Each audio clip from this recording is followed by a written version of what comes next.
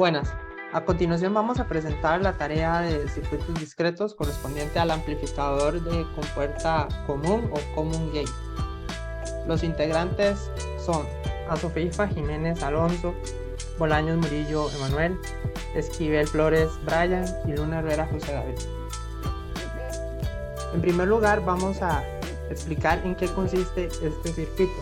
El amplificador de compuerta común, o también llamado seguidor común, puesto que se toman las resistencias del emisor y es útil en dispositivos de adaptador de impedancias, puesto que su impedancia de entrada es mucho más alta que la impedancia de salida.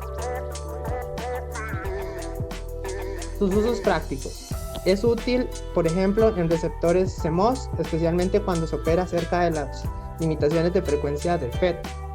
Y generalmente se utiliza para disminuir el ruido. Como siguiente punto tenemos la presentación del circuito como tal. En este caso tenemos la parte dividida en tres partes. La parte del drain tenemos una resistencia RD, una capacitancia y una resistencia de carga. En la parte del gate tenemos el transistor como tal y su respectiva conexión a tierra.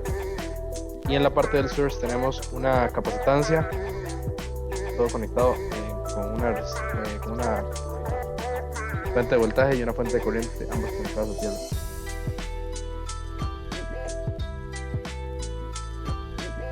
Lo siguiente sería el equivalente pi, en este caso del circuito, que pues igualmente se divide en tres partes. La parte del drain tiene su resistencia RD y resistencia de carga, su fuente dependiente de corriente. En la parte del source tenemos una resistencia RSG junto con su respectiva fuente de voltaje, y tenemos en la parte superior dos mediciones de voltaje y una de ellas va conectada a la parte del gate que tiene su referencia de la carga. Para comenzar con el análisis del circuito, empezamos notando las dos cosas más visibles, que es el voltaje de salida y la corriente de entrada. Tenemos que el voltaje de salida va a ser el paralelo de la resistencia de carga por la resistencia RD, y esto lo multiplicamos por la corriente que pasa por estas resistencias, que es la transconductancia por el voltaje VGS. Y podemos notar que la corriente de entrada va a ser el inverso de la corriente que es la transconductancia por el voltaje VGS. Luego, ya que conocemos la corriente de entrada, podemos encontrar VI. Pero para encontrar VI necesitaríamos la resistencia de entrada, no la conocemos aún. Sin embargo, sabemos que la resistencia de entrada va a ser igual al voltaje de entrada entre la corriente de entrada, y como ya pudimos ver antes, la corriente de entrada va a ser el inverso de la transconductancia por el voltaje VGS. Continuando con el análisis del circuito, podemos decir que con VGS es igual al negativo del voltaje de entrada. Esto podemos ver que el voltaje de entrada entre la transconductancia por el voltaje de entrada es igual a la resistencia de entrada. Vemos que la resistencia de entrada es igual a el inverso de la transconductancia.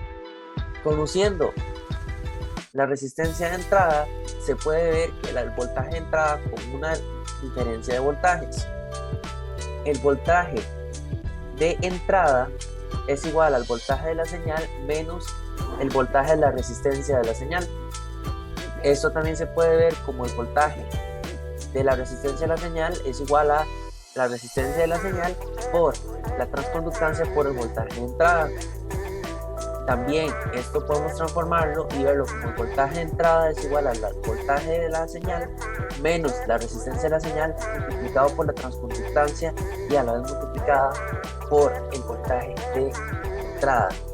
Teniendo esto, nosotros podemos hacer una transformación.